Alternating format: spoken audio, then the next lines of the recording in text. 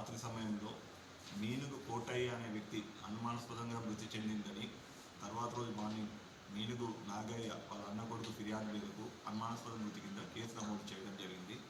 అట్టి విషయంలో అతని అనుమానాస్పద విచారణలో అనంతరం పోస్ట్మార్టం రిపోర్ట్ అనంతరము అది సహజ మృతి కాకుండా ఒక వ్యక్తిని చంపినట్టు రిపోర్ట్ రావడంతో అనుమానంతో కుటుంబ సభ్యులు విచారణ చేయగా వాళ్ళ భార్య అయినటువంటి మీనుగు అలివేలు మరియు వరుసకు అల్లుడైనటువంటి రాజ్ కుమార్ ఇద్దరు కలిసి అట్టి వ్యక్తిని చున్నీతో గొంతు నుండి చంపినట్టు